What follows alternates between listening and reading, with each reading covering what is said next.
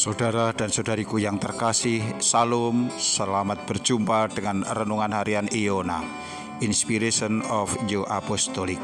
Damai sejahtera Tuhan Yesus Kristus menyertai kita.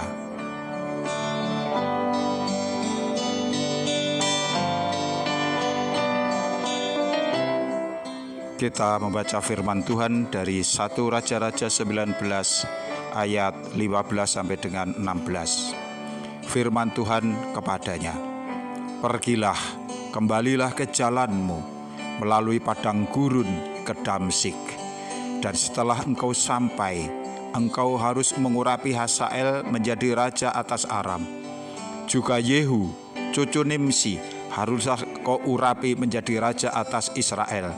Dan Elisa bin Safat dari Abel Maloha harus kau urapi menjadi nabi menghentikan engkau."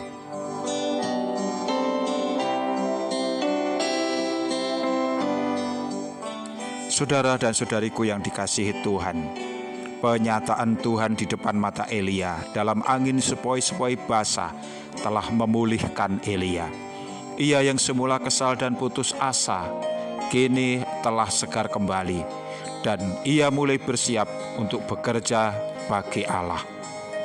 Setelah tugas-tugas yang berat, Elia masih harus melakukan tugas berikutnya. Firman Tuhan mengatakan, "Kembalilah ke jalanmu melalui padang gurun ke Damsyik." Kita melihat di sana situasinya masih sama. Ancaman Isabel untuk membunuhnya belum dicabut. Jalan yang harus dilalui Elia juga masih sama, yaitu padang gurun. Tetapi kini yang dirasakan Elia sungguh berbeda. Ia tenang, ia mantap, ia bersiap mengikuti perintah Tuhan dengan bersemangat. Saudara dan saudariku yang kekasih, begitulah cara Allah menolong umatnya. Tidak selalu Allah harus mengubah keadaan kita. Mungkin kita yang sakit masih juga tetap sakit, yang miskin mungkin masih juga tetap demikian, dan lain sebagainya. Namun Allah bisa mengubah suasana hati kita. Allah bisa memulihkan tenaga kita. Allah bisa menambahkan semangat di dalam hati kita. Mungkin juga Allah membuka mata kita tentang rencana-rencananya yang indah atas kita. Rencana yang penuh damai sejahtera, yang itu akan menggugah gairah kita untuk kita tetap mengandalkan Dia. Itu pula yang dialami oleh Elia. Ia kembali bersemangat, ia siap melanjutkan tugas misinya kembali.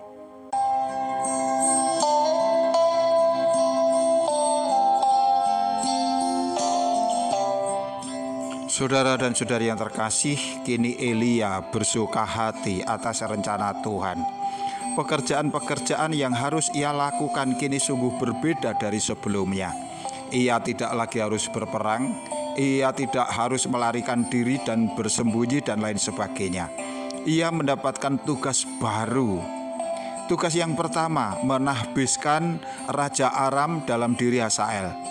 Tugas kedua, menahbiskan Raja Israel dalam diri Yehu. Dan yang ketiga, mengurapi Elisa sebagai nabi yang akan meneruskan tugas misinya.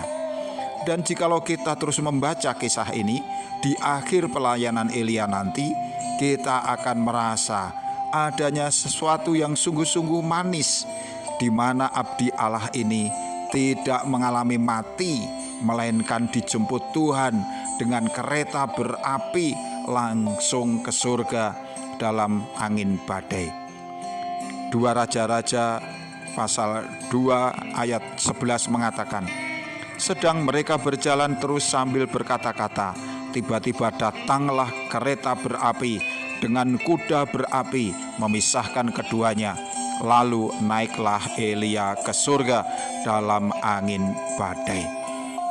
Saudara dan saudariku yang kekasih, tidakkah kita juga ingin sebagaimana Elia, di mana dengan kesetiaannya, semangatnya untuk mengabdi kepada Tuhan, ia tidak harus mengalami mati, tetapi ia dijemput Tuhan, dan dengan kereta berapi dia langsung masuk ke dalam surga.